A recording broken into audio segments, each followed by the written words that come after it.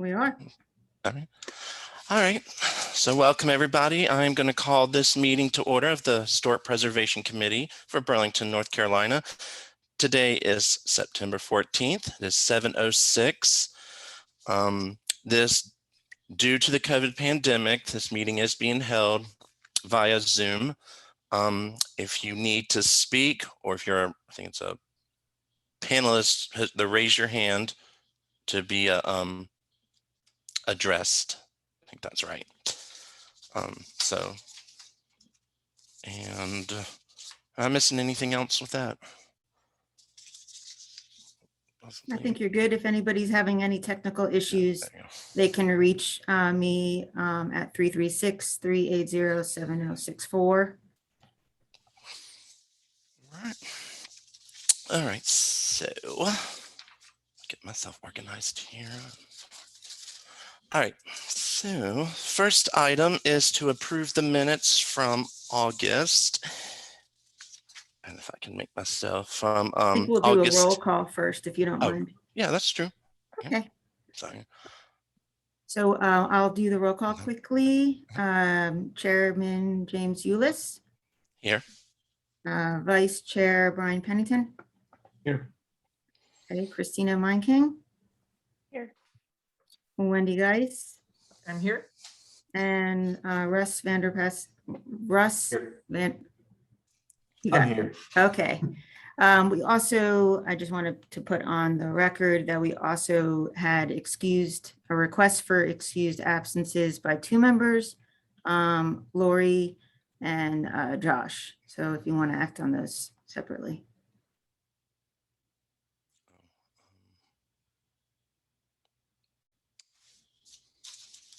So do I need to do it? Okay, I'm just gonna be honest with the absences. Do we need to vote to say yes or?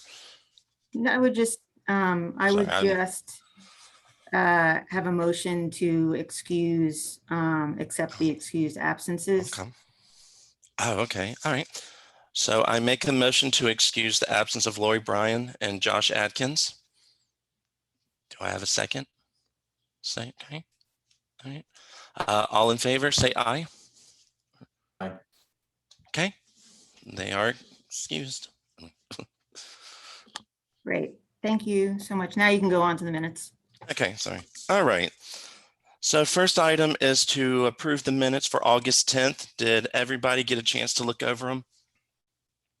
Are there any changes that need to be made, or are we good on them? I'd actually, so I read through them and there were a couple of edits or changes that I didn't get the chance to send to Jamie typo wise, but then I also was going to suggest that we table them until the next meeting. It felt like some of the discussion was really truncated in the minutes and we had some important COAs to consider. Okay. All right. So I guess I make a motion to table the minutes of August 10th till next meeting. Do I have a second? Okay. All in favor, say aye. Aye. All right. Minutes are tabled until the next meeting. Okay. All right. Moving right along. So our first certificate of appropriateness is ATO Investment Properties for corbels, a fence, and staining brick at 511 West Davis Street. I think this is the one we tabled last meeting. Yes, okay. That's right. So I'm going to go ahead and admit the applicants and okay, I'm just getting a note that if you're making motions, just make sure to say your name and raise your hand so we're getting that clearly, okay? We've got this recorded, so we'll be able to go back and take a look at it as well, but just make sure we're getting used to the Zoom thing again. We were happy to be meeting in person, but now we're back here. So Mr. Kihandi, can you hear me okay? Yes, I can hear you. Okay, and is John Plagman also part of your application, sir? Yes, he is. He should be on the call. Okay, I'm going to promote him to panelist as well. And I can continue the item if you don't mind, Mr. Chairman. Sure. Okay, so I'll just state for the record that everything that I state here is evidence or testimony is to the truth, the whole truth, and nothing but the truth, to the best of my ability. And we'll have the applicant do that shortly as well. Just kind of a refresher from the last meeting.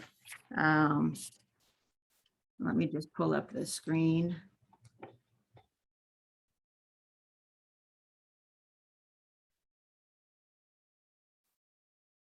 Okay, can everyone see a Word document? Yes. Okay, great. So as you recall, at the August 10th meeting, the HPC continued the application for 511 West Davis Street. Included, there was some question about what was approved as part of this application. So we went back to take a look at what was approved previously several years ago under a prior application. The applicant, so this page just lists what was approved previously. The applicant now has applied for a COA or certificate of appropriateness to change the fence material from brick and iron, which was approved previously, to an exterior wood picket fence. And I'll pull up the map shortly that will show the location of the fence. They're seeking basically, go to that now. So essentially, this is Tarpley Street and West Davis here. And let me get to the annotate tool. So they're seeking a 3-foot high fence. 3 feet will be here. Can you see where I'm annotating? We can use red or a little brighter color. Sure. Thanks. 3 foot here. 3 feet here. 3 feet here. And that's along the Tarpley Street side. And then along the West Davis Street side, it's 3 feet here, here, and this segment here, as well as to the midpoint along PID 126663. That's this property here, and PID 126667, which is this property here. The remaining portions of the fence, again, this is what they got prior approval for, is 4 feet here and here. So all they're asking for is a modification from the fence material from brick and iron to a wood picket style fence. I'm going to jump to the other request as well. And go back to the other sheet.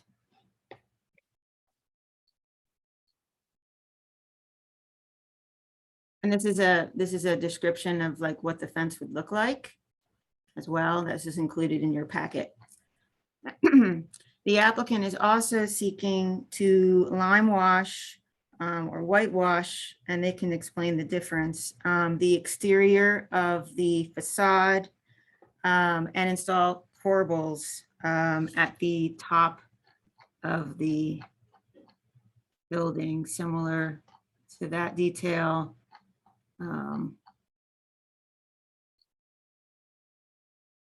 Similar in style to this, and I also have the previous binder up.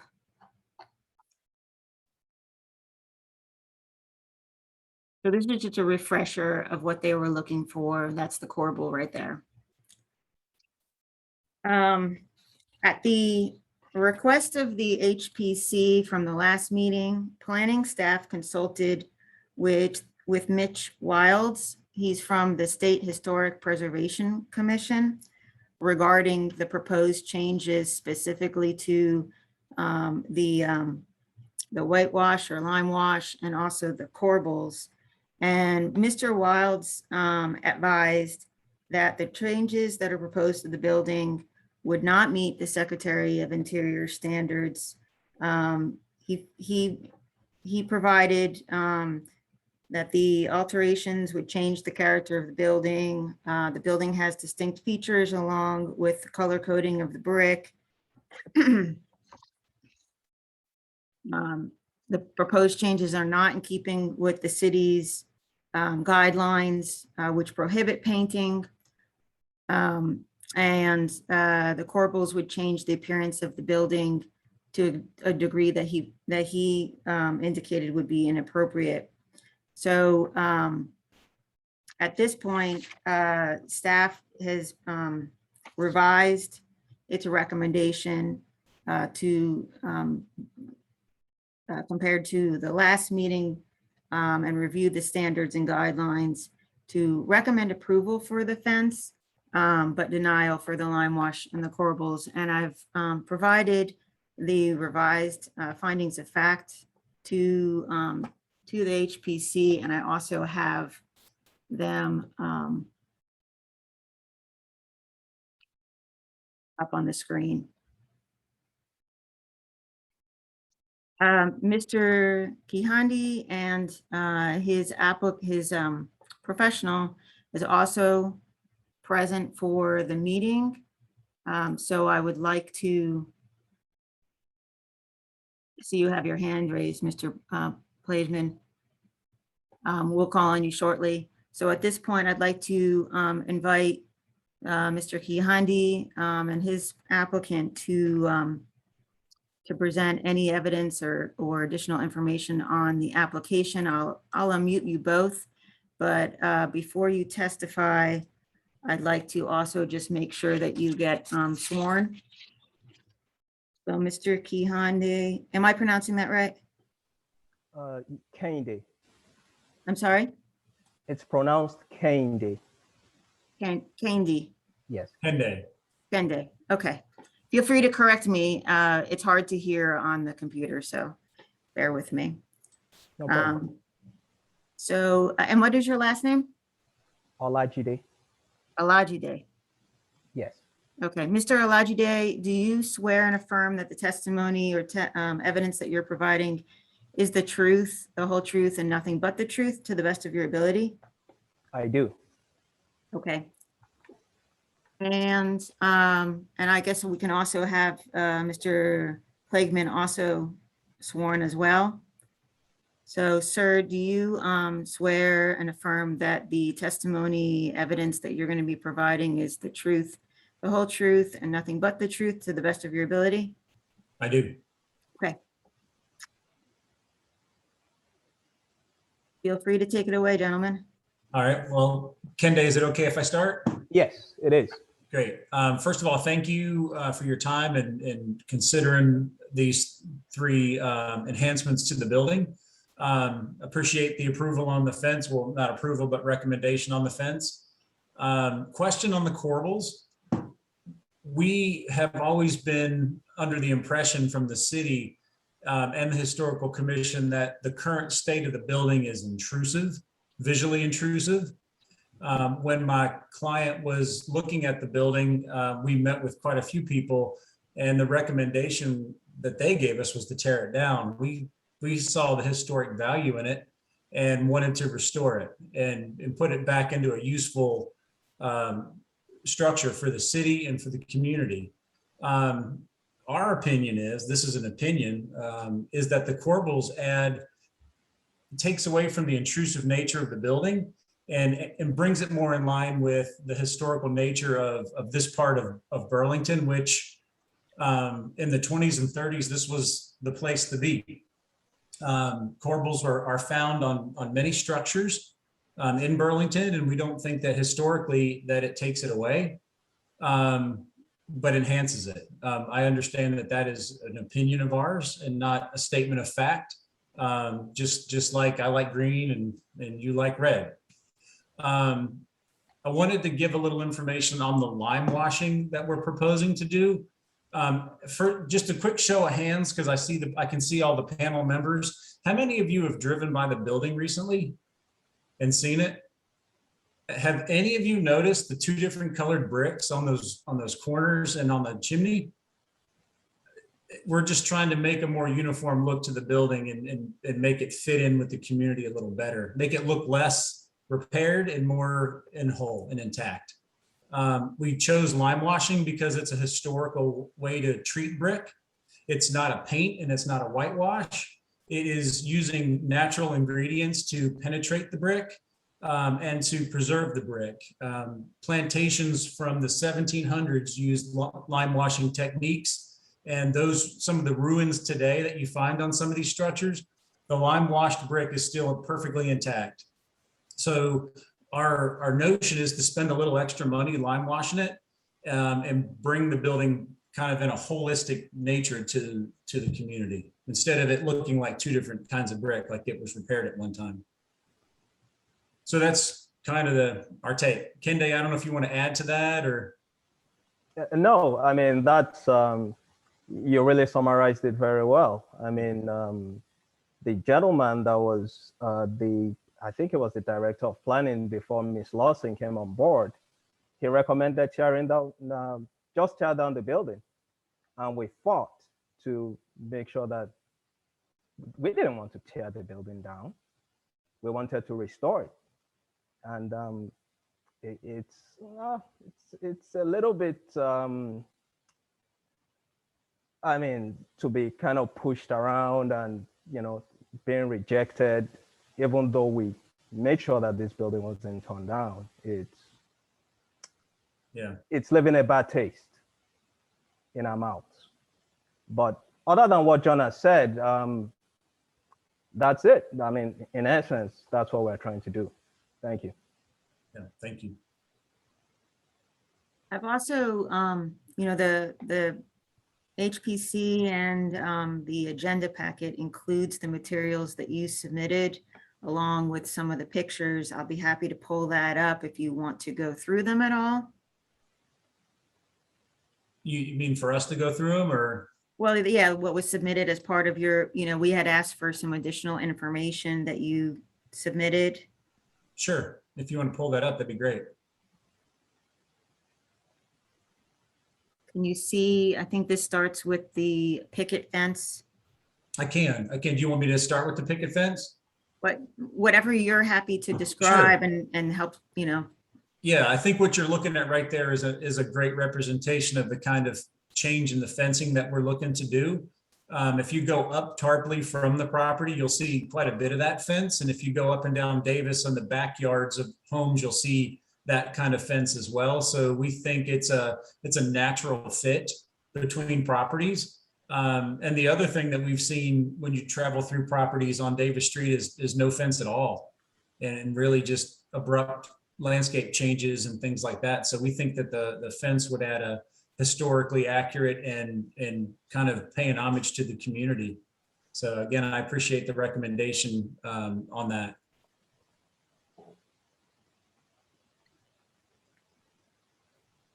And then here's some pictures of what lime wash kind of looks like. Now, again, keep in mind, and Kende, please correct me if I'm wrong, but you're lime washing the exposed brick that's on the building, not the whole building. Is that correct? Yes, that's correct. Yeah, because we've already got approved the stucco that's on the building is you know putting a color on that to make it consistent. Right. So we're not trying to change. We're not trying to make the building look like one color all the way around. We're still trying to let the brick that's exposed feel like something special, but you know, we feel like the lime wash is a better longevity and it plays, you know, more historical to that. I understand, you know, that's probably the lime wash is probably controversial as well as the corbels, but as you can see in this picture, the corbels on that building really help the building stand really. I don't have what words to say, but as it terminates into the sky, it does it with a very nice statement instead of just kind of vanishing into the sky. Same there. You know, corbels, as you guys know, are historically structural and decorative. So that's, you know, they play both roles and or kind of roles.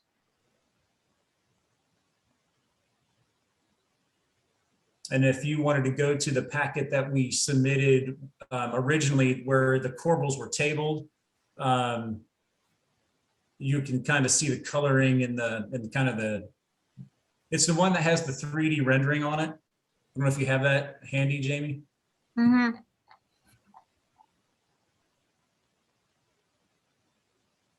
Yeah, that's a picture today. Yeah. So, and I don't know if I can share my screen or not, but I've got a color version of that I could pop up there. But I mean, the black and white version works just as well. We're looking at coloring the fascia, the eaves, and the corbels the same color, which kind of would make it have a nice top to it.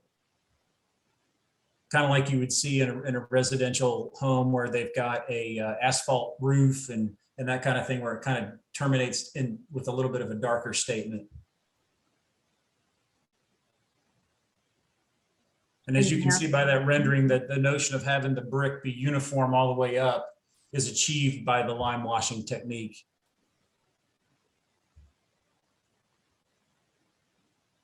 And Jim, if you want to roll up to the photograph of the existing building right there, you can kind of see why we're trying to do that.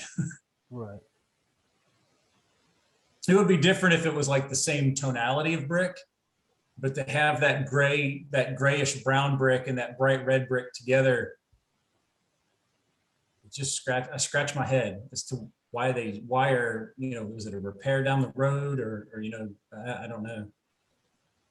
I thought this was because construction was halted during the war. Is that correct? I don't know the answer to that.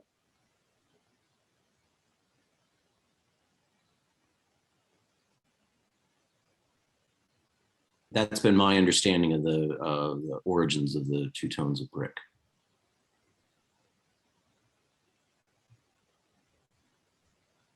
Actually, I think because originally, if I recall, it was a one-story building, and then they converted it into a two-story building. So they just, I guess, used different bricks or something. But Looking at that chimney height. But if you look Ken, at the chimney, though, yeah. So I don't, yeah. Yeah, that makes sense. Yeah. That makes sense. So that's really the reasoning behind it, guys. I mean, Right. there's no smoke or mirrors or nothing. It's just, it would look better and probably pay more homage to the historical nature of the community if it was one, in our opinion. And then I think, John, I think you already mentioned this, but again, if you look at the description of this building on the historic, on the National Registry, it describes the building as intrusive and non-contributing to the historic district. So Yeah. with the cobbles, lime washing, that will make it more contributing to the district. Yeah. That's another reason why we want to do this.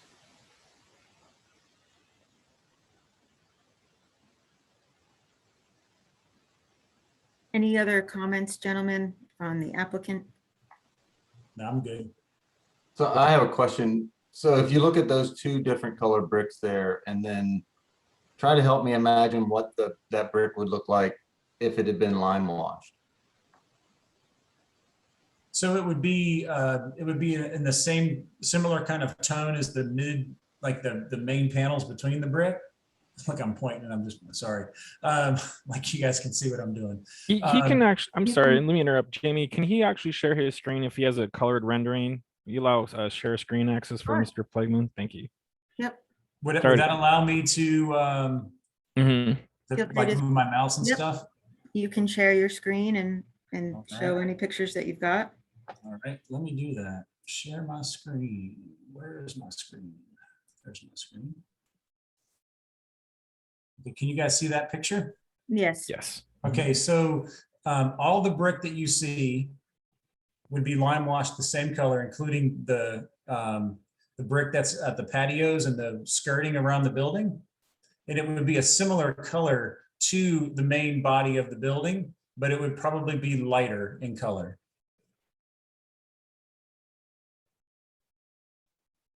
Originally, we were talking about a light colored lime wash.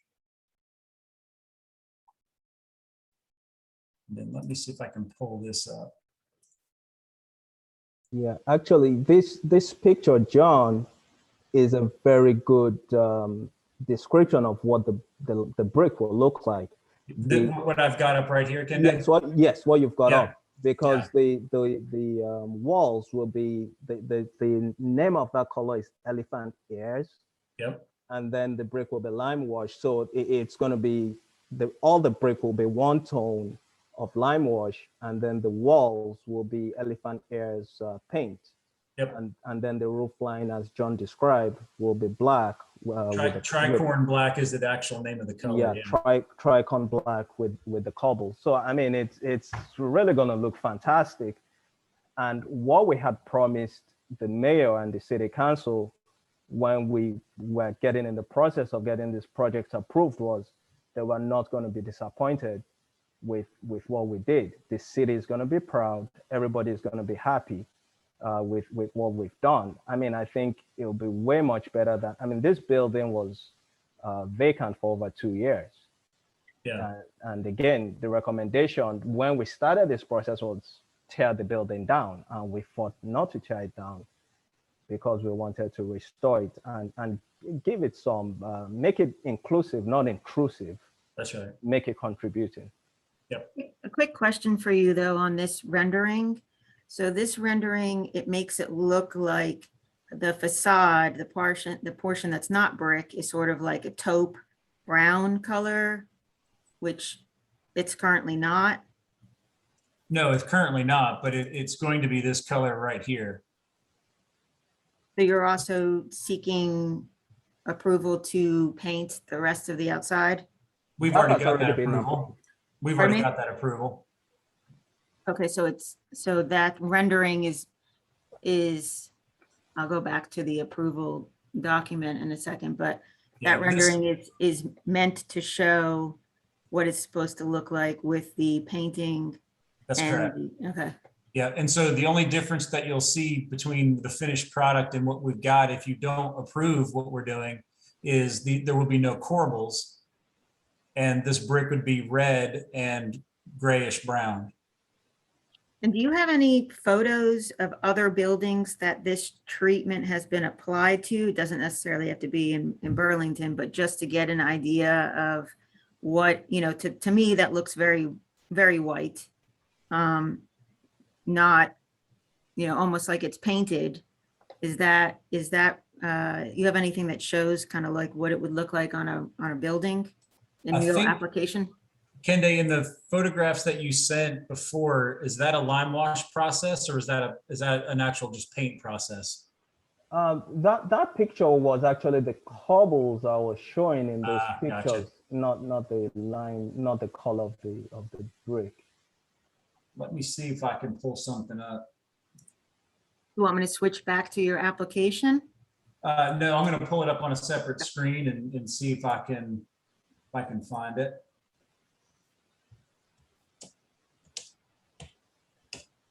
And also, if I can find something that's fairly close to what it'll look like, I'll just slide it over to the screen.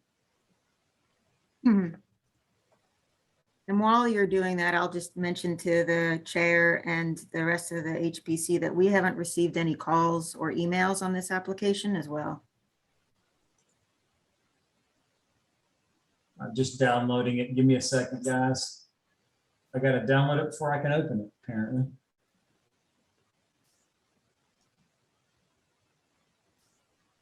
All right, so can you guys see that? Yes. That is a very typical lime wash look. It lets the brick kind of come through, but mutes it down with a light color. And again, the reason why we chose it is it's historical. It deeply penetrates the brick. It doesn't peel. It doesn't flake off. and it doesn't change its color over time. And so from 100 years from now, it would look a lot like that, unless it was, we had acid rain and a bunch of other junk that would, you know, do stuff that would hurt it. But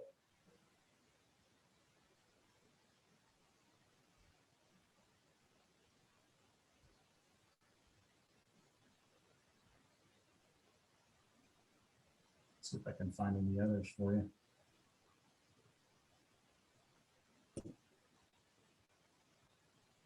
Come on, mouse.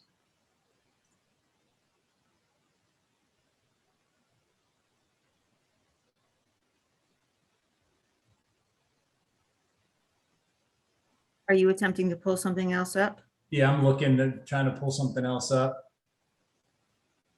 I'm using my iPad as a second screen, so it's not as easy as an actual screen. Let me hit this guy. And this is another example of a typical lime wash look. This one's a weathered lime wash.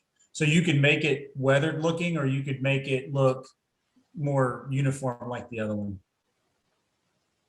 There's a lot of different application techniques for it, and there's different colorations that you could do for it. And just so, pull this guy back up. This is the color of the lime wash, the extra white that we were originally proposing.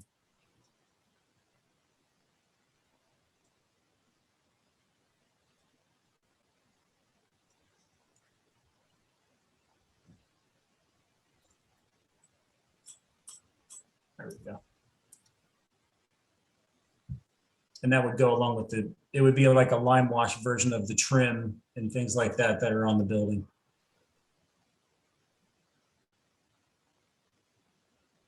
Very, very attractive.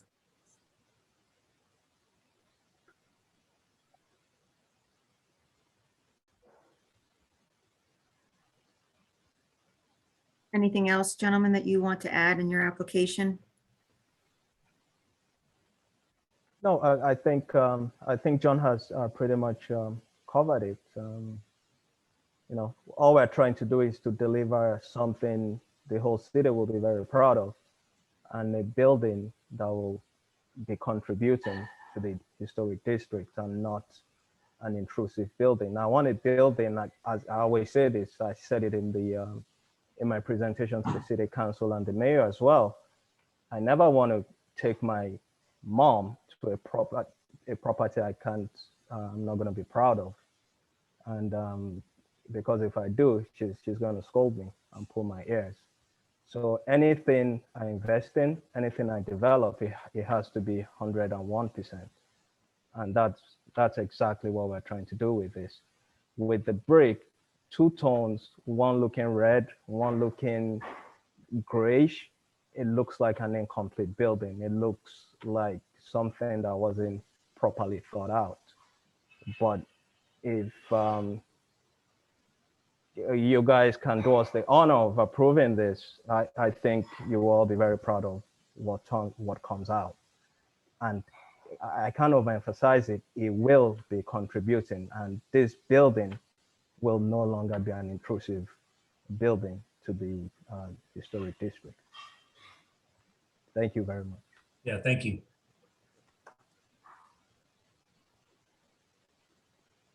I see, unless the HPC has other questions for the applicant, I just wanted to see if there's anybody in the audience who had any questions.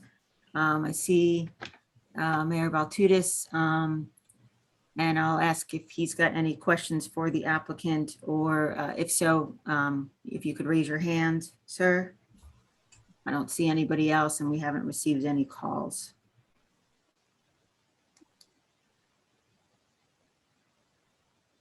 Okay, I'm not seeing any. He doesn't have any questions. He's put his comments in the chat as well.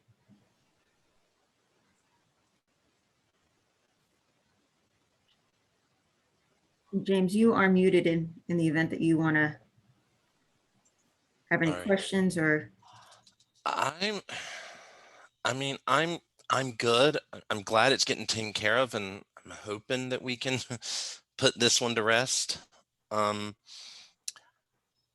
I, you know, I mean, I'm fine with it. I think they presented a really good picture.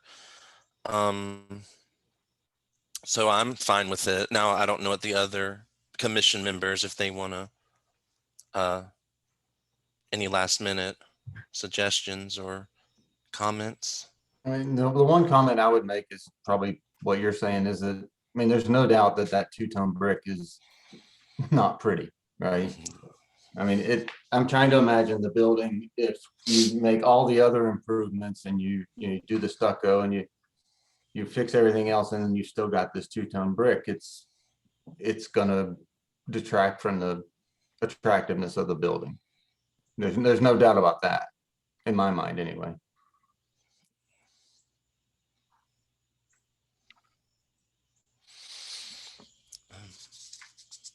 So I is think any, Brian has his hand up. And I have a comment after that. So I think I don't want to say here, this is maybe my first time on the commission where I find myself truly torn between two meritorious kinds of positions here. On the one hand, as I said last month, we've got property owners who are really invested in this building. This has been a problematic building in the neighborhood for a number of years, and they are making investments in it to return this building to a make it a contributing member of the structures of the historic district, bring occupancy, greater occupancy to the downtown area, and just it's never fit aesthetically. It hasn't had residents for as long as I have been living in this area myself. And I'm pleased and delighted to have people who have been willing to invest in it and return the property to some kind of useful status. On the other hand, we asked for the state's input on this because the questions were so difficult around this building. And now we have the state's and also staff's recommendation that we reject the corbels and the lime washing of the brick. And those are sort of weighty kinds of authorities behind that sort of position. So I would say this is a really tough question. I think it's just tough on the face of it, but it's certainly difficult for me. I've not always found the Historic Preservation Commission to be a very deliberative space, but I'd really love to hear from other members of the commission on this. Can I ask a question on that? Please. All right. In my experience with the state, which is I've done probably 10 projects with the state, they typically don't know what the building looks like in person. My opinion is I don't know if they know what this building looks like in actuality. So I do agree that, you know, from a substantive standpoint, they're making a academic statement, but a practical statement, maybe not quite so much. But I agree with you, Brian. I mean, I think it needs something. And one thing we face here as commissioners is our job is to apply standards that are written and clear. And that's our, you know, quasi-judicial role. This, it seems to me, is a structure that really causes us to ask, is a purist stance on the standards in the best service of the district? Yeah. I'm currently agnostic on that question. So I guess one question that relates to that then is, I mean, what you have to think about is, would it set some sort of precedent that we feel like would be an issue going forward? And I could argue either side of that. You know, you could say that you're proving it in this situation because of the two-tone nature, not just being allowed to completely change the color of a house just because you want to change it. Or you could say, once you open that door, you know, but I would imagine that's something that is at least on some people's minds. That's what I was going to elaborate on, you know, it says on C310 that masonry should not be painted unless evidence suggests that it had been originally painted. And I agree that it looks odd, but then I also kind of like the history of it. If you think of Glencoe Mill Village, there are many chimneys in Glencoe that have the same appearance, that where the chimney has, you know, fallen down and been repaired, and you've got that two-tone look. So again, you're kind of embracing the history of the building rather than covering it up. Although I understand the desire to have an aesthetically pleasing surface, I'm just nervous about setting a precedent for something that's clearly stated in C310 of the guidelines.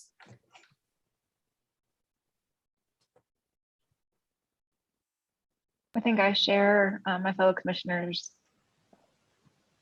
a sense of ambiguity and challenge in this particular application, because I agree that there are improvements one could make that would make that building more aesthetically pleasing to our tastes. But I also think that the reason the state the reason we struggled with it and the reason the state came back with the response they did is because that's based on the standards. And for me, this is another instance where the standards are no longer adequate to handle the sort of range of applications and queries that we're getting as a commission.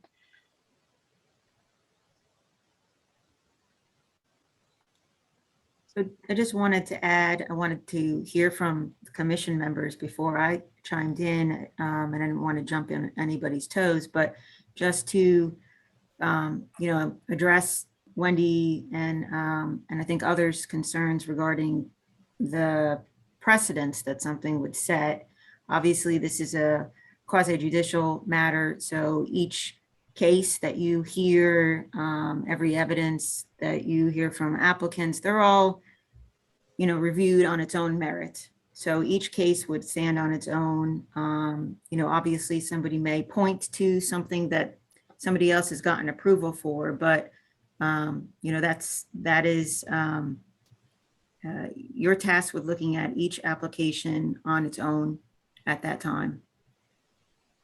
So something that may come in down the road, you know, can't be, whatever action you take on one case can't be applied to another. Jamie, can I ask you if there are any ramifications of us soliciting the state's input and then potentially rejecting it? No, I mean, we are tasked with our own set of standards that specifically also make reference to the Secretary of Interior standards as well. You know, so I don't see any issue with that. Well, we were just providing some comments and some feedback at the request of the commission from the last meeting.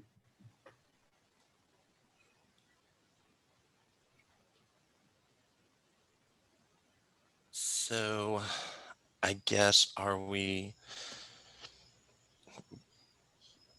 going to read the finding of facts, or does anybody else have any other questions or any ideas? I think reading the findings of fact, voting to approve them, and then inviting any other discussion about the motion itself, about the, then inviting a motion to approve or deny the application and inviting discussion of that motion would be the appropriate course of action here. Do you want to treat the 2 or 3, I guess, potential, the 2 or 3 items separately? Do you want to address the fence separate from the other requests? I would split them in 3. Yeah, Just for I clarity. agree. Okay. So I can pull up on my screen if it's helpful, the findings of fact. I also emailed it to the HPC members prior to the meeting, but Let me do that now. So this is specific to, I'm going to stop your screen sharing. Okay, John? Okay. Can you see the findings of fact? James? Yes, and I actually printed yours out, although I might be missing a page. From the email today? Yeah, I did, Okay. but I might be missing a page. I did print them out. But I'll read off of here in case I don't miss anything. All right. So, and we're just doing the fences, right? So we're just, Is everybody in agreement with that? Looks Okay. like it. Mhm.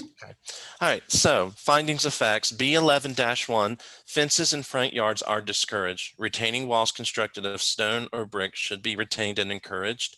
B11-5, fences in front or front side yards should be constructed of wood picket. Brick, stone, or cast iron, they should not be over 3 feet high. Pickets should be stained or painted. B11-6, solid fences which block the view of the property are not allowed in front of yards. Split rail, basket weave, and horizontal board fences are inappropriate styles and must not be used. B11-7, materials and styles of fences should coordinate with appropriate nearby buildings and fences. Wood fence design should be in keeping with the character of the house. B11-10, vertical privacy fences are acceptable in side or rear yards. They should not be over 7 feet high. The structural member of any fence should be turned to face the property of the person erecting the fence. And B11-11, privacy or security fences along a side yard must not extend beyond the midpoint of a building. Those along the side street must not be over 4 feet high according to city zoning code. So, all right. Is anybody want to add anything, any findings of fact? No? Okay.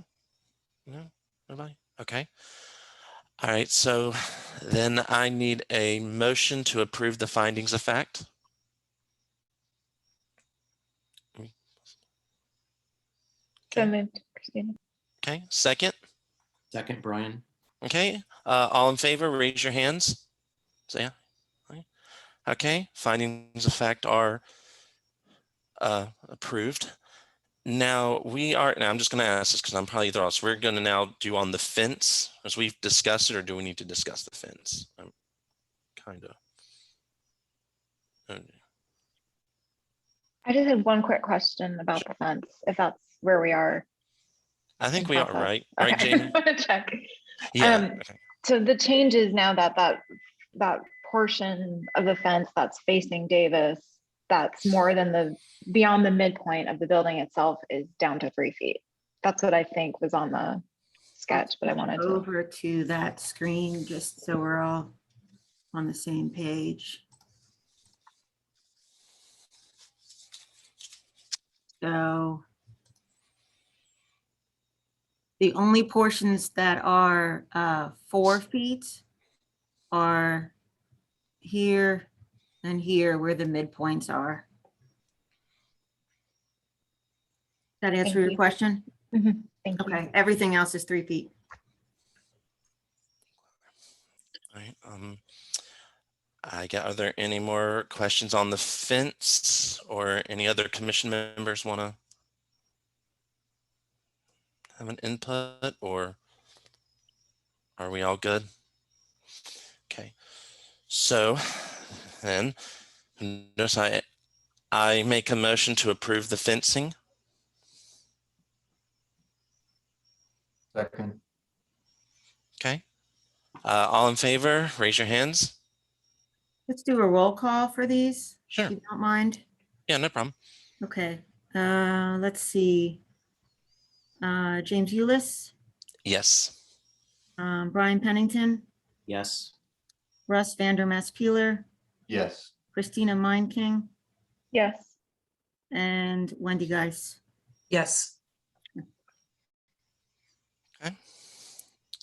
The motion's approved for the fence.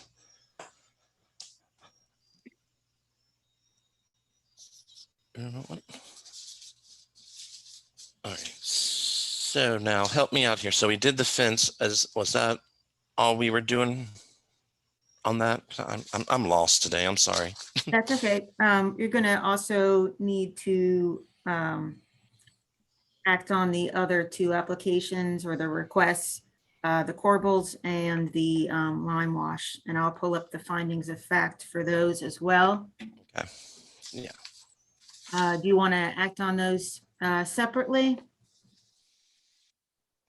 I think that might be a good idea. I'm fine with that. If the other commission members want to act on them separately.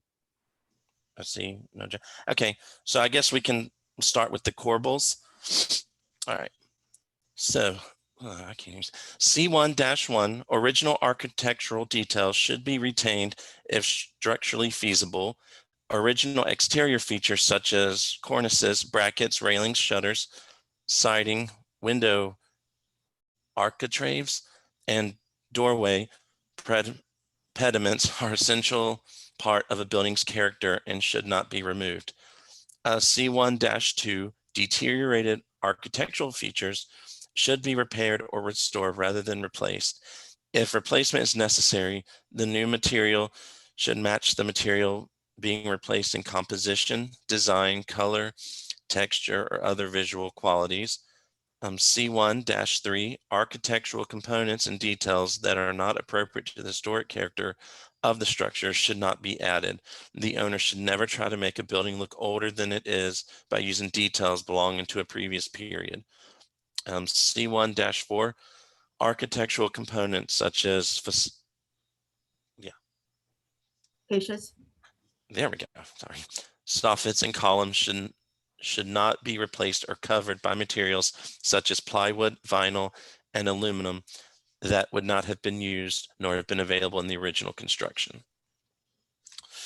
Ooh, all right. Did anybody want to add anything to the findings of facts I just read?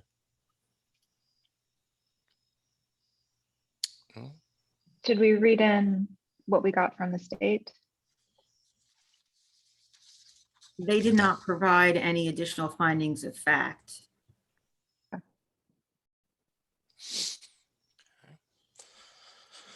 All right. Well, if anybody else, any other commission members, input? Okay. So Jamie, can we trust that the city files, that is to say the historical records, will in any outcome retain robust documentation of the exterior of the building as it was constructed or as we find it today, and that there will be a robust record of the minutes of this meeting to also record any conversation or debate around this structure? Yes, so as you may or may not be aware, the videos for these meetings are now available on the city's website. So that's one thing. And then the minutes were prepared and then approved, obviously, by you all at a subsequent meeting. So there's a record of all the discussion and also, the materials that staff has provided. Might I suggest that Chairman Eulis, to echo Chairman, Vice Chair's Pennington comment, that perhaps the applicant provide staff with photographs that they take prior to any work on the brick material so that the existing condition of the building can be shown, or provide any photos that they might have before any construction, if that would suffice to include as part of the motion. Yeah, that's fine. That actually makes a lot of sense, and that would actually help out to see a visual, because drawings show one thing, but kind of need to see it up. So I'm fine with that. That's not a problem. So where am I? All right, so for the commission's sake, I think I'll go ahead and state my position here in advance of a vote, my current position, and invite any other response from commission members. So I think I'm inclined to support this, these two parts of the application. Now we're just talking about the corbels. Knowing that there will be a detailed historical record of this building helps to convince me that I can support this application, because I worry that a doctrinaire adherence to the standards in this case actually is not in the best interests of the district. And I recognize and respect positions that might challenge that notion. But I think for the moment, that's where I stand.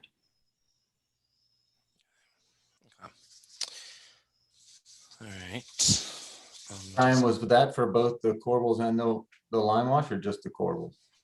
I'm, for the moment, I'm suggesting it for the corbels, and I'd be in, for the the lime wash, I'll withhold judgment in case there's other evidence or convincing positions submitted with regard to those.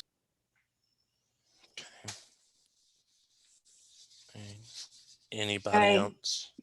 I very much hear where you're coming from, Brian. I think my concern with the corbels is that while they may improve the aesthetics of the building, they locate it stylistically in a way that it's not. And so I hear everything you're saying about documentation and adhering perhaps too closely to the guidelines. But I think for me, it's a change that it sort of inherently changes the building, right? That's where I am on that now. So Christina, would you be inclined to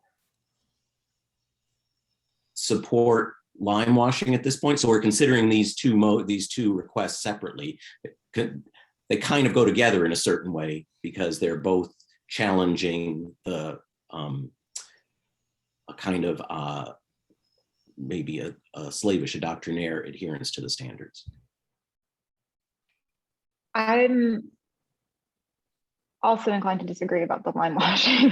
And I think that one in particular is so closely tied to other requests for painting and staining and other sorts of changes to brick, not from these applicants, but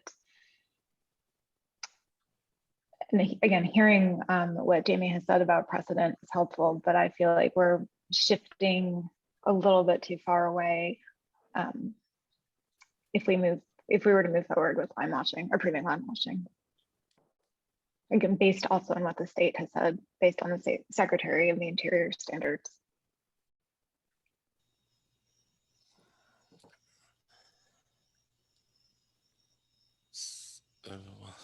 Okay. Right. Jamie, is there any process by which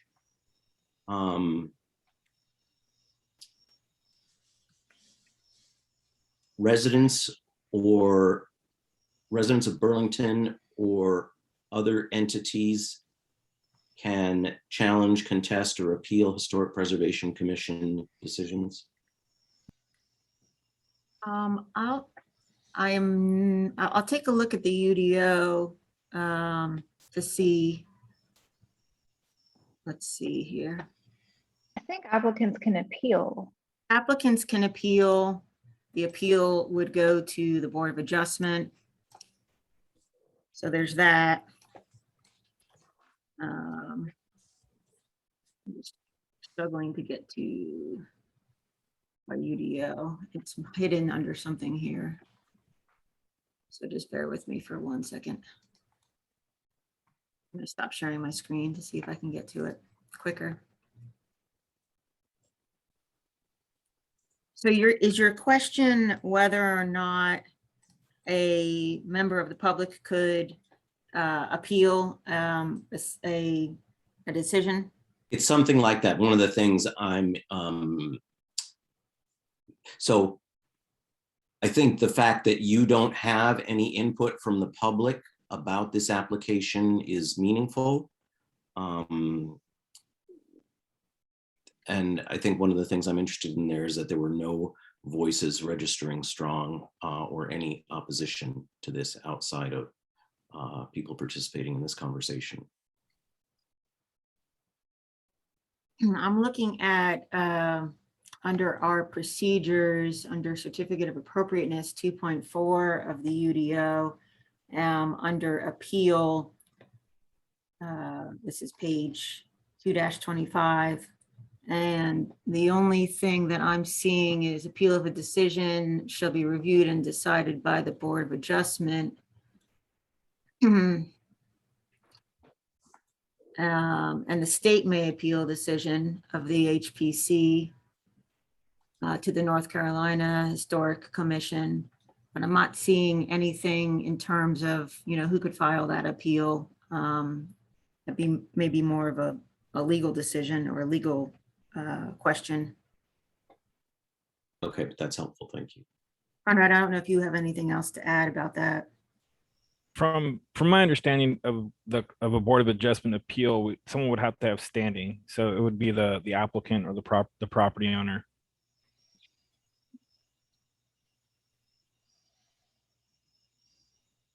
Trying to flip to our handy dandy book too, and I'll see if there's anything else, but yeah, I'm not recalling anything else.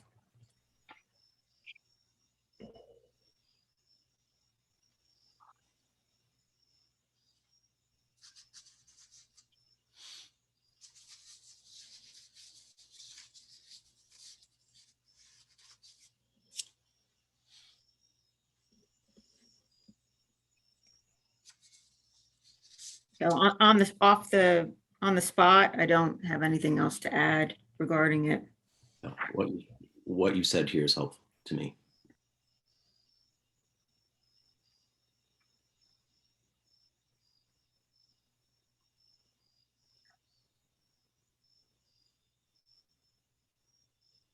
So I think to answer the question, Chairman Eulis and the Vice Chair Pennington, is that an appeal of the HPC's decision can be done.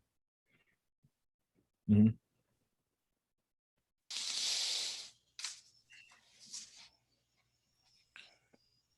Okay, so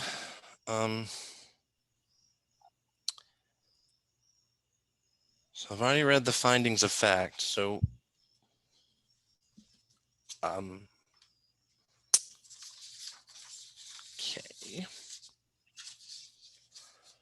Well, all right. Sorry. Okay. All right. So I've read the findings of fact, and I never got either approve or A motion or yeah. I don't think I got a motion for them because I think we. I'll move to approve the findings of fact. Okay. I have a second. Brian. Again, All right. Who made the motion? I'm sorry. Brian. Brian. And second was by Christina. Thank you. Okay. All in favor, raise your hand, say aye. We're going to do a Roll call. verbal call. So let's start with James Eulis. Yes. wait, we're still on the findings of fact approval. Is that right? Okay, just checking. Yes, you got it. Again, I'll start James Eulis. Yes. Okay, Brian Pennington, Yes. Russ Vandermeer Peeler, Yes. Christina Meinking, Yes. and Wendy Geis. Yes. Okay. So now, as we bring a motion to approve or deny the Corbels, because we're doing these separate, right? All right, so I bring a motion. Okay, so I need a motion to approve or deny the Corbels. Anybody? So I will move to approve the Corbels conditional upon the property owners submitting detailed photographs of the exterior building and its condition. Okay. Is there a second? Second. All right. All in favor, we'll raise our hands and do a roll. I'm gonna do a roll call again. Yeah, go ahead. Okay. I think we should have discussion of this motion here before we proceed to a vote. Okay, that's fine. Sorry. All right. Anybody have any? I know. Well, for me, I know it's just a lot, and you know, I don't know. It is hard now that you really think about it.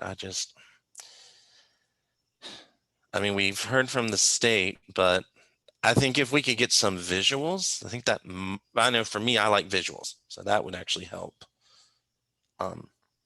That's just my opinion on that. If anybody else has anything they want to.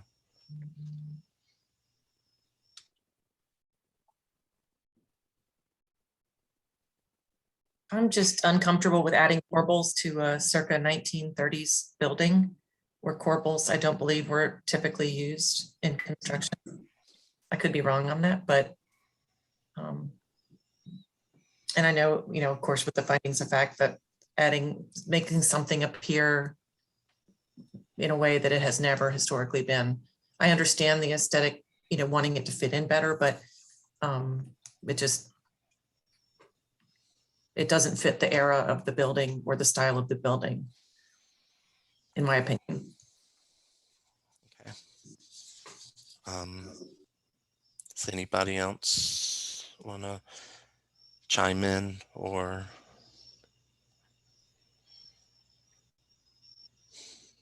No, are we all? Okay, well, I guess if there's no other opinions, then okay, now help me out. I might be saying this wrong. I just need a motion to, is it approve or deny or just deny? I think you There's a just motion already on the table, isn't there? Yeah, I think you just Oh, called okay. the vote, James. And the motion, and just to remind the commission members, the motion was to approve. Okay. So I'll go ahead and if there's no other discussion, Okay. I can go ahead and do a roll call. All right. Okay. James Eulis, Yes. Brian Pennington, Yes. Christina Meinking, No. Russ Vander Maspuler, Yes. and Wendy Geis. No, Okay, the motion passes 3-2. Okay. All right. And I'll go back to sharing my screen to the findings of fact for the last portion of this application. Okay. And that's the lime wash, correct? Correct. All right. So are there any more discussions before I read the findings of fact? Okay. All right. Well, I'll go ahead and read them. So C3-10 masonry should not be painted unless evidence suggests that it was originally painted. C3-12, the original or early color and texture of masonry surfaces should be retained. Brick or stone surfaces may have been painted or whitewashed for practical or aesthetic reasons. Indiscriminate removal of paint from masonry surfaces may subject the building to harmful damage and may give an appearance it never had. C12-3, sandblasting or other abrasive surface preparation methods that can damage historic materials is not allowed. C12-4, materials such as brick, stone, wood, shingles, and certain metals which have historically been unpainted should not be painted. C13-1, strong chemical paint strippers which can permanently damage the surface should be avoided. C13-2, sandblasting and other abrasive surface preparation methods that can damage historic materials are not allowed. C13-3, removing all old paint should be avoided unless there is strong reason to do so, such as an obscured architectural detail, paint peeling, or cracking. Did anybody want to add to the findings of fact or have any questions or discussions about them?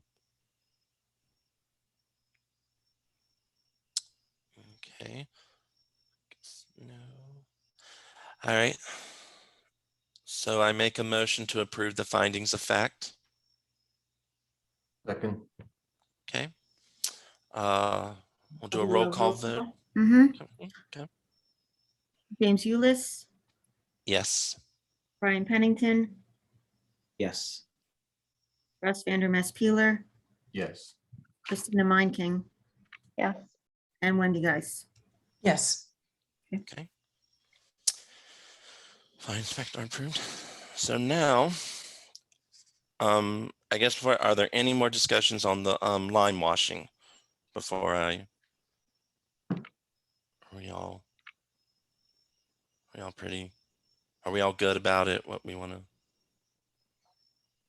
I'll only just say again, this is a really difficult call for me. This is a really difficult decision. And I will vote to support it because I just really feel that the benefit of finally having this structure in service in the district outweighs the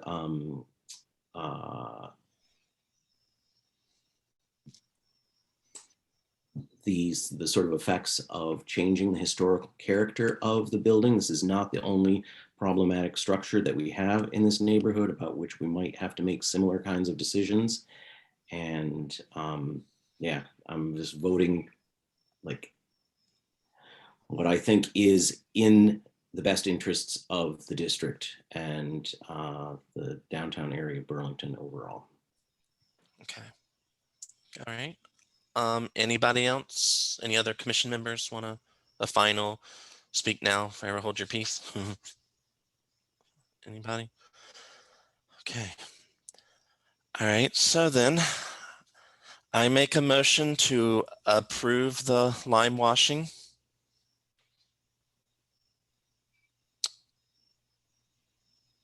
Second, Okay. Guess we'll do a roll call vote. Okay, James Eulis, Yes. Brian Pennington, Yes. Russ Vandermest Peeler, yes. Christina Meinking, No. and Wendy Geis. No. The motion passes 3-2. Okay, congratulations, gentlemen. Sorry. Thank you, guys. Thank Appreciate you. your time. Thank you. Thank you very much. You will not be disappointed with this. Again, what we're trying to do is exactly what Mr. Pennington mentioned. I mean, there are a lot of buildings in this district that are really going down very quickly because investors are afraid to invest because they think they can't do anything with it. So I think we're really grateful for what you've done. And I totally understand how extremely difficult this was. But at times, you just have to do what's best for the district. And as a lot of you have already pointed out, I mean, some of these rules are antiquated and it really is on a case-by-case basis. If we want to bring back downtown Burlington, we want to make it beautiful again. I mean, there are some things we have to do. At times it will be difficult, at times it will be easy. But I really, really appreciate what you've done for us today. Thank you very much. Okay, just before you do any other additional work on what's been approved, make sure that you apply for the proper permits through the inspections portal. And also you'll need the certificate of appropriateness and also the yellow card to have that displayed during any construction activity. One last question. Kende, how do you guys want to receive the photographic? You guys had asked us to photograph the building and present that to you guys. Is that something that we give to Jamie, to James? You can provide it to staff. Okay. Mhm. So when you say staff, Ms. Lawson, is that you? That's fine. And I'll be able to share that with others as well. Okay, thank you. Thank you. All right, I think we're able to move on to the next item. Okay. All right, so our next agenda item is a request by Mr. Ian, and if I say this wrong, I apologize, Baltutis, for modifications to the roof line, removal of the gable, and installation of a widow's walk at 702 West Davis Street. And I assume that he is here. Do we have a staff report on this? Yes, we do. So before I get started, I'll just affirm that the information that I'm providing in testimony and evidence is the whole truth, nothing but the truth to the best of my ability. Included, I'll go ahead and share my screen. So included in the packet for this meeting was the staff report for 702 West Davis Street. This is a modification to the roof line, removal of the gables, and installation of a widow's walk for the property. The staff report included the findings of fact, maps, and other supporting materials. Staff is recommending approval of this request.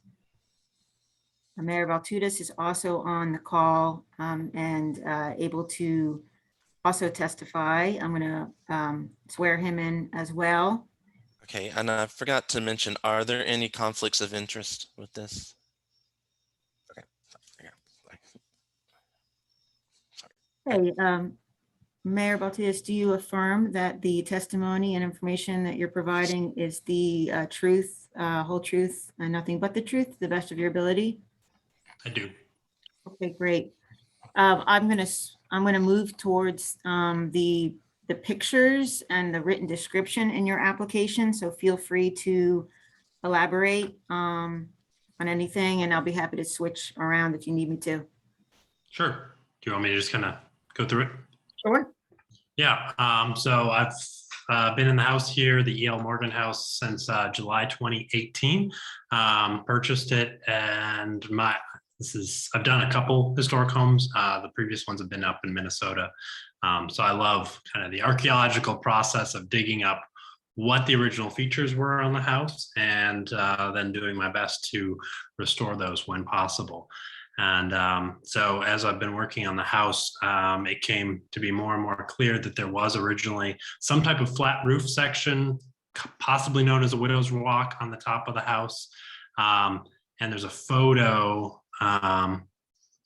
Jamie, do you have that historic photo that I included in the application? It's like a bird's eye view. I don't think I saw it in the agenda packet.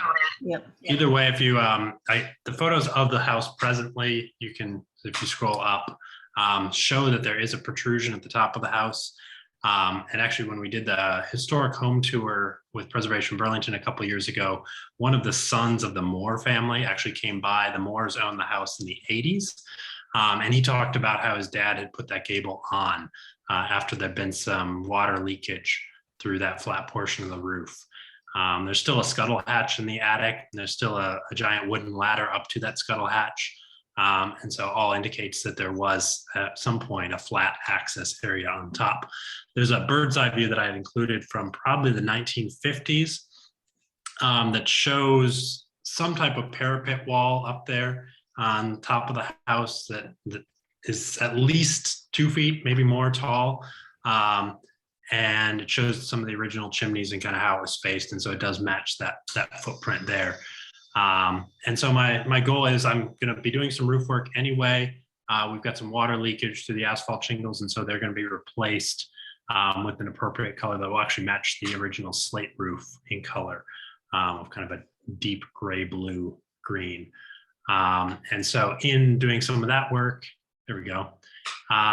Again, my goal is when available, when when working on any of it to try to bring it back as authentically as possible. And so when I've got the roof crew up there, we'd like to demolish this gable and restore the flat section, rebuild the parapet wall based on some colonial revival type architecture, matching the house in the district.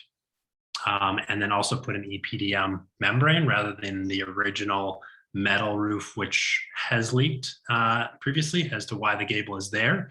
And my goal is to make sure that it's architecturally kind of matching the original and also not going to cause deterioration to the house in the long run. So an EPDM membrane hidden behind the parapet wall will achieve that and not be visible from the street. So Jay, I don't know if you want to zoom in. The house is the white house at the very bottom of this image. This is the oldest image I've been able to find of the house in all of the archives. And so you can see, Jay, I don't know if you can zoom any more on that. Try to do that. You can see how significant the parapet wall is as it protrudes from the house. The house is very tall. And so I think that tall parapet did match the scale of the house. That it sits up a little bit on the lawn, and then the house its height on its own. So my thought would be to put a parapet wall and then some type of fencing on the top of that, per some of the other photographs that I pulled from some of my architectural books and magazines.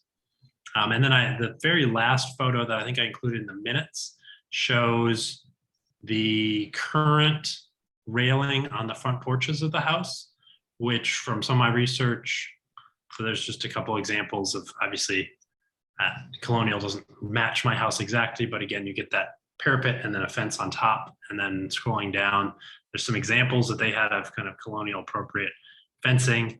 But this photo here shows that is the original front porch fence. The house had a wraparound porch originally that deteriorated during the Depression and World War II, and then they appear to have salvaged as much as they could of the railing and these columns, which are original, and used those remaining pieces to build the existing front and side porch. So it's my understanding that this is railing as you would have seen on the house originally. So my thought is probably to stick with something like this made out of wood on top of that parapet on a to scale size of probably about 18 to 20 inches tall of the wooden railing portion. Any questions on any of that?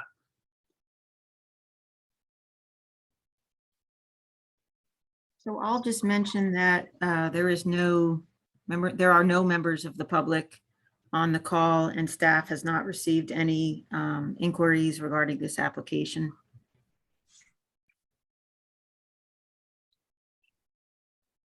I have a question. Do you have any architectural drawings of what it would look like on your house? Not yet. Okay.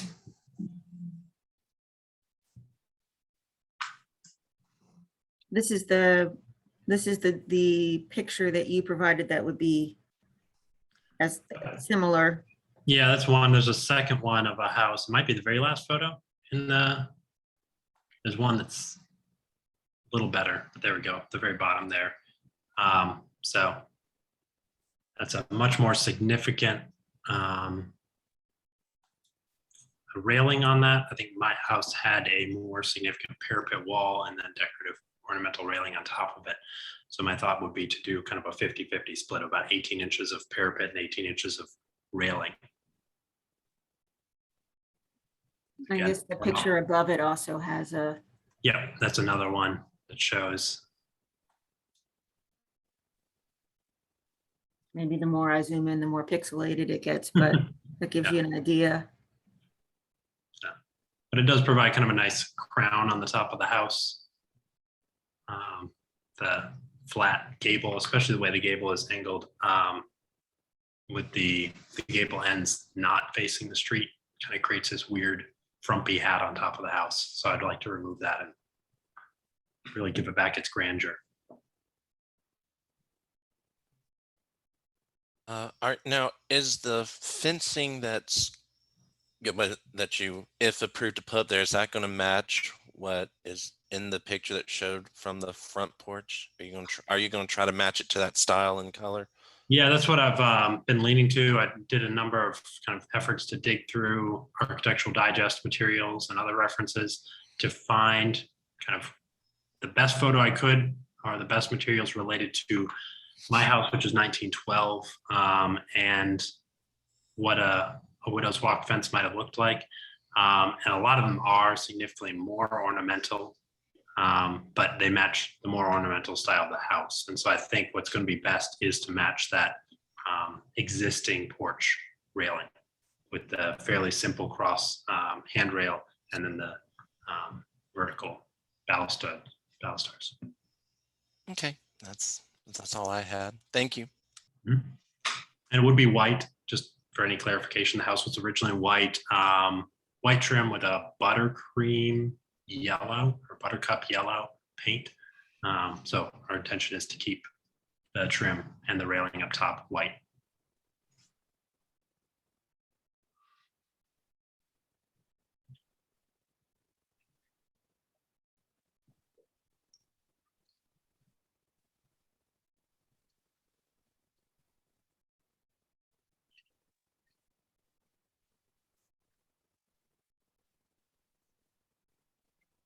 Any other questions to the applicant from the commission?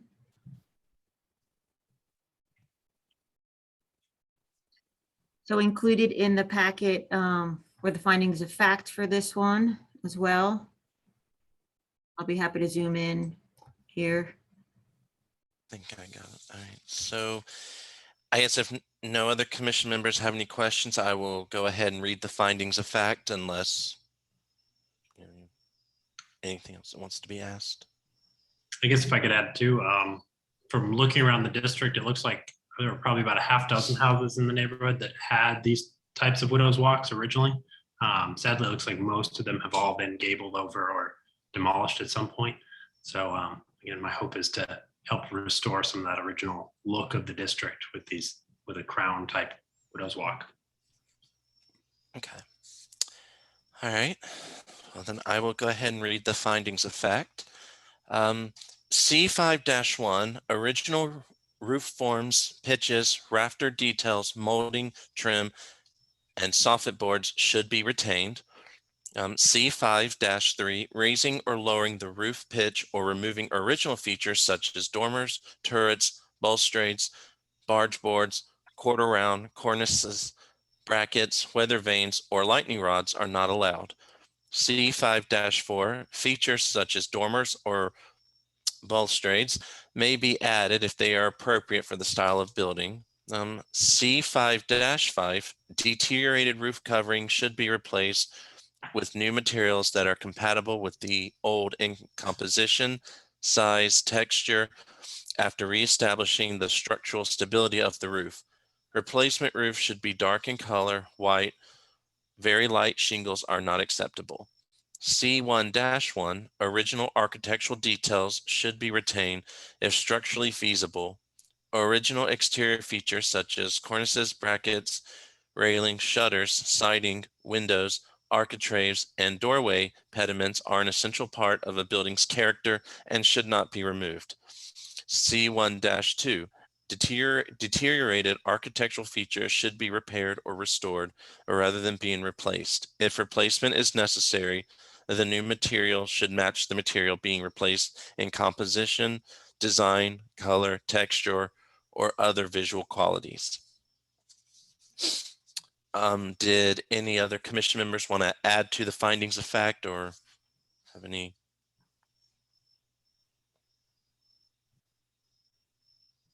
Questions? Yay, nay? Okay. All right. So then I make a motion to approve the finding of facts. Second, Brian. Okay. Roll call vote. Yes, James Eulis, Yes. Brian Pennington, Yes. Russ Vandermeer Peeler, Yes. Christina Meinking, Yes. and Wendy Geis. Yes. Thank you. Okay. So I need a motion to approve the application. I move to approve the application as written. Okay, do I have a second? Second.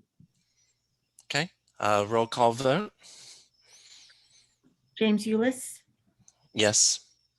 Brian Pennington, Yes. Russ Vandermest Peeler, Yes. Christina Meinking, Yes. and Wendy Geis. Yes. Okay. Alright. So Congratulations. motion- Mhm. Okay. And as you're aware, I'll process the COA paperwork and get you a yellow card to have displayed while construction is underway. Very good. Thank you, everyone. Appreciate your service on the commission, and we're looking forward to getting this work started pretty soon. So appreciate y'all's approval. Thank you. Thanks very Okay. much. Okay. So, Just a Moving couple of on. other items on the agenda quickly. okay, I guess the new business, the CLG grant update. Yep, so I'm so happy to report that we did receive the grant to update our historic design standards. We requested $20,000. This is through the CLG grant application, and the state actually suggested that a little bit more was necessary in the amount of 22,000. So the contract and all the paperwork is under review, and we will then, once that's done, we'll move forward with an RFP, and hopefully the work will be completed in the fall of 2022. Okay. So we're looking forward to that one. And I just Okay. want to thank, all of the support and efforts. Molly was a big part of our application as well. So very much appreciate all that you guys do and all of past HPCM members. All right. So I guess moving on to, sorry, other business. Yep, just quickly, there were a couple COAs included in your packet. I think one was included by error, that was a major, but the other was a minor for tree removal on Fountain Place. In terms of the ASU status update, this is for the architectural survey. The report has been drafted. It was submitted to the state. The state is reviewing it. It will ultimately, staff has to review it as well too. We expect some sort of presentation in October/November. No dates have been set yet. We'll definitely keep you in the loop. And then there'll be a meeting, a public meeting like we did with the kickoff later in the fall. Okay. Postcards will go out. What we did when the project was initiated, we sent out postcards to property owners and properties. So we'll be doing the same thing as well.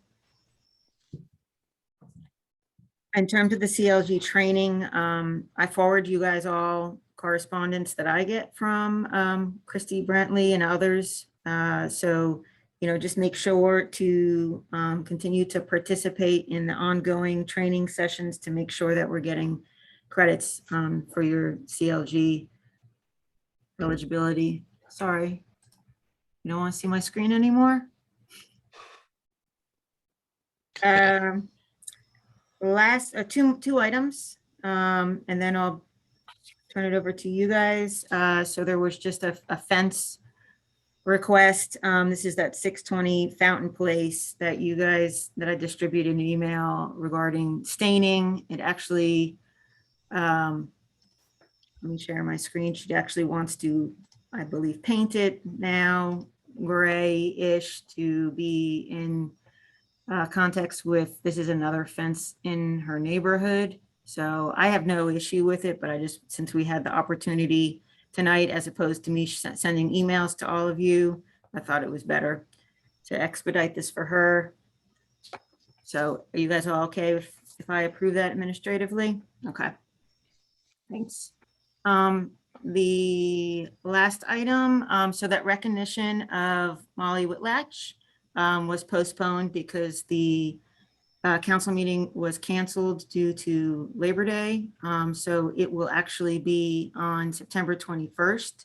And that's a regular meeting. It starts at 7 o'clock. So anyone is welcome to participate. That will be on Zoom also. This is a heads up. Yes. Mhm. So I'm sure, if you would like to participate and make comments, you're welcome to do so. It'll be a public meeting. Okay. That's all I have. Okay, I have one thing. So I have reached out to Jamie, asked, the whole issue with the houses that want to be removed. I asked Jamie if I could reach out to Christy Brantley, and I did, and me and her have a call tomorrow at 1:30. I just want, for me, some clarification, but I just want to be honest with y'all. I'm not going behind y'all. I just want to make sure that I have some kind of, guidance, and maybe she can write it. So then when the time comes, I won't just make it up as I go. So I'm gonna ask her, it's basically, what are the repercussions? Because I know Molly had mentioned something at one time, and I just want to make sure, so when it comes to presenting, I can say, well, I talked to the state, and I had asked Jamie if that was okay. So I didn't want to go above y'all. Okay. That was not my, so don't get mad at me. I just, from my clarification, to make my decision a lot easier. And then we can have something in writing, and she can say, just what's going to happen. I want to look out for all the historic residents. It's a whole community. It's not just one. So that's just coming up tomorrow at 1:30. So we'll be having a conference with that. So I just wanted to share that with y'all. And that's all I have, unless anybody else has anything. I have two things, Okay. two questions. One, speaking of the property removal requests, will the minutes from that meeting or gathering be available for us to review at our next meeting? Okay. And then Yes. 615 Peel Street has been painting the roof red.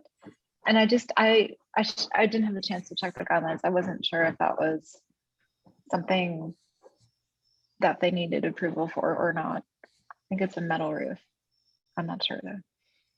Or if they talk with you. They're painting the roof red. I can't, it smells like spray paint, but I don't know I can't say this is the actual product that they're putting on there.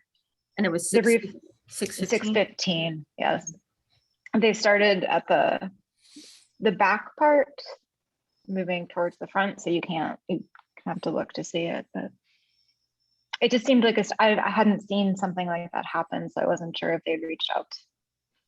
I have not heard from anyone regarding that property.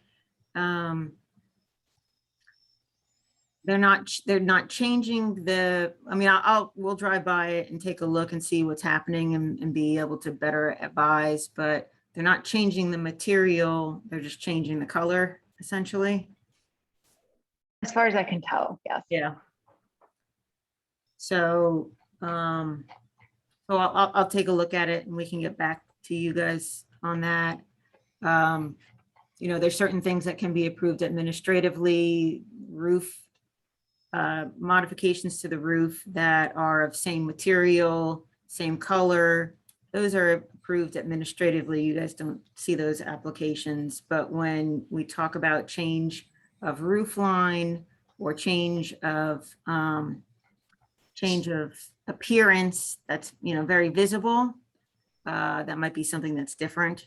So before I get back to you on that, I'd like to go out and take a site visit and see what's going on.